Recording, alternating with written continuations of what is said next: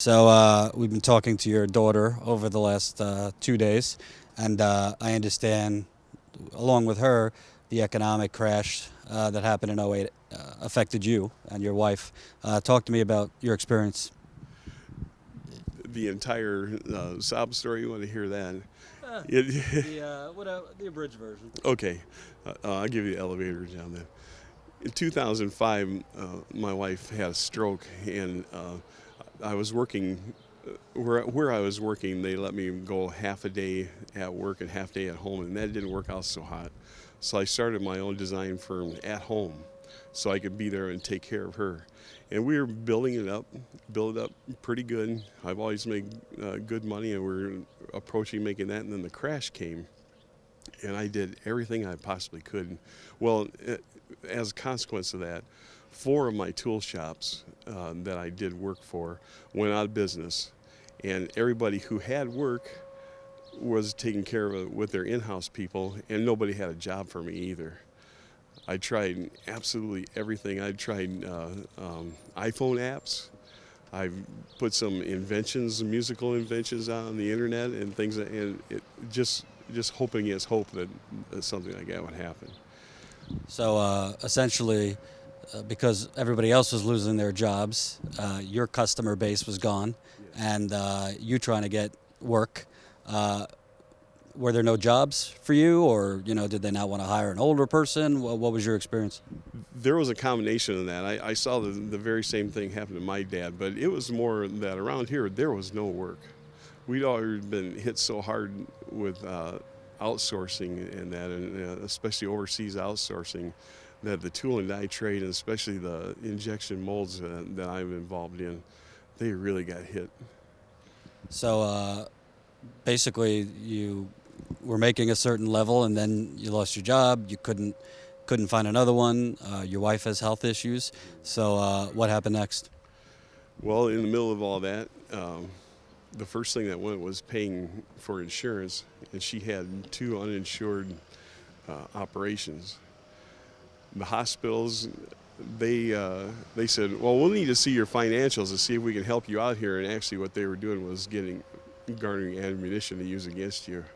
And in the process of that, any retirement we had is gone, and they have the right to come in and take everything. Mm-hmm. I was still getting dribs and drabs of work, and so we're dealing with Wells Fargo, and at one point I was 3 months behind on our mortgage, and I had 2 months from an invoice that came in, and they said, no, we have to have the 3.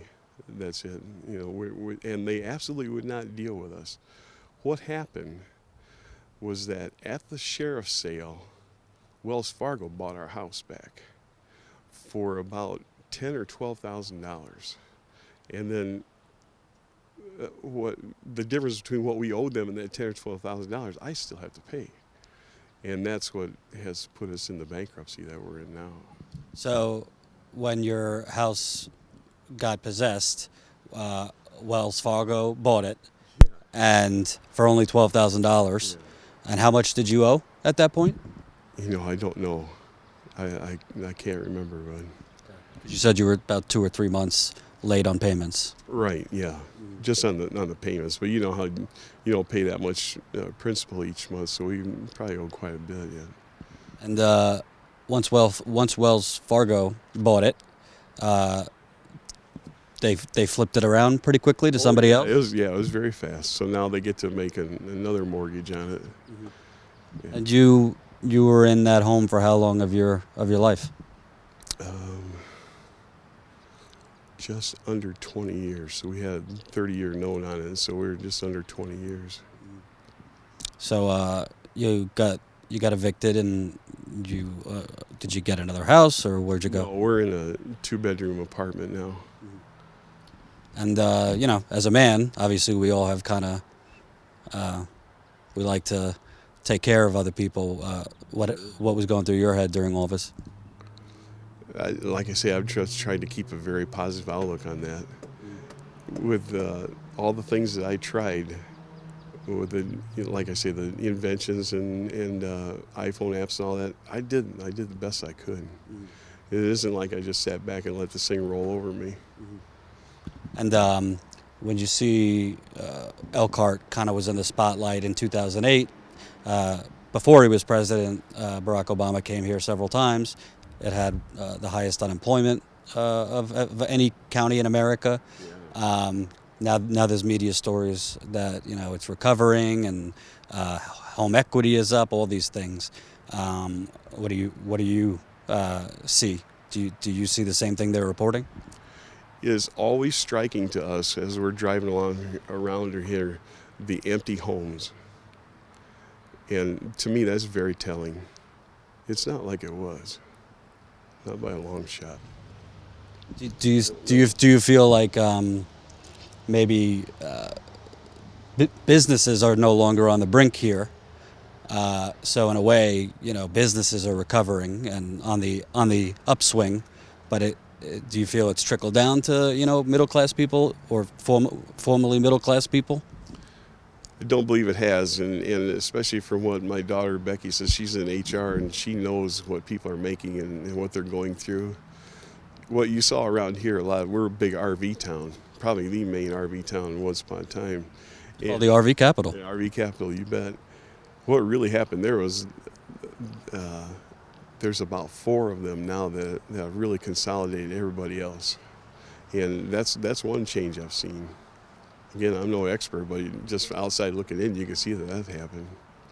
So with the mixture of offshoring of manufacturing jobs over the last 20, 30 years, the economic crash, what are people to do? What are people like you to do to kind of get back on their feet and maybe climb back into that middle class?